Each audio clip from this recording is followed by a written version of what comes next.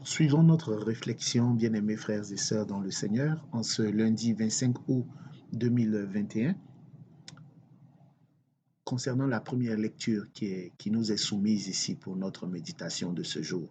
L'apôtre Paul dit à la fin de ce passage qui est tiré de la première lettre aux Thessaloniciens chapitre 2, versets 9 à 13.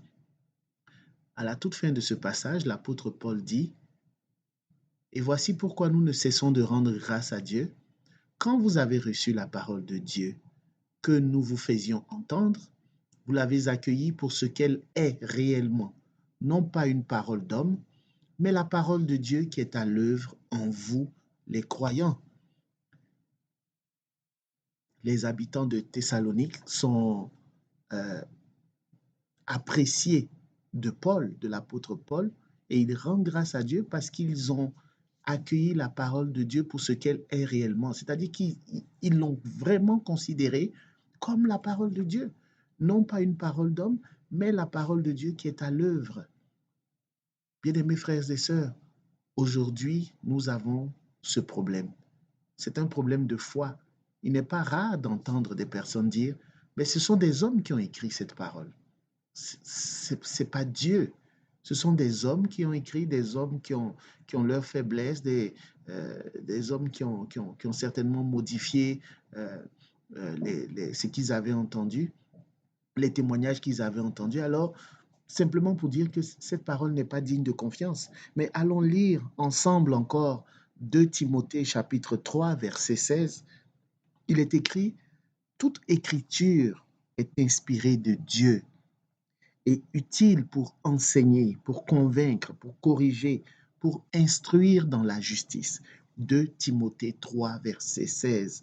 Toute écriture est inspirée de Dieu.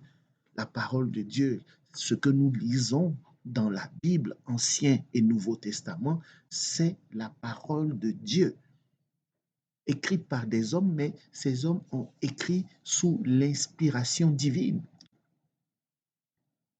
C'est ce qu'il faut croire.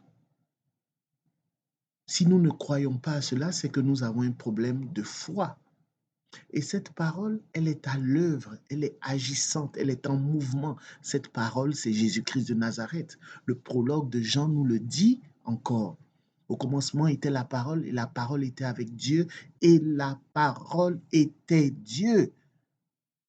La parole que tu lis, c'est Jésus lui-même. Lorsque tu bois cette parole, c'est Jésus-Christ que tu bois. C'est Jésus-Christ, Fils de Dieu, Dieu fait homme.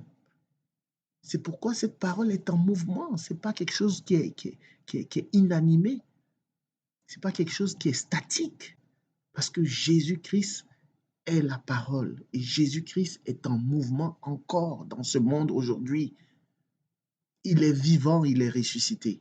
Et lorsque nous lisons la parole de Dieu, lorsque nous la méditons, lorsque nous mettons tous nos efforts à la mettre en pratique, c'est Jésus-Christ de Nazareth qui agit en nous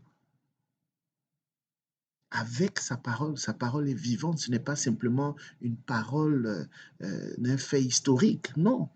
Cette parole est actuelle parce que Jésus-Christ agit aujourd'hui, maintenant, dans ta vie, dans la situation que tu rencontres.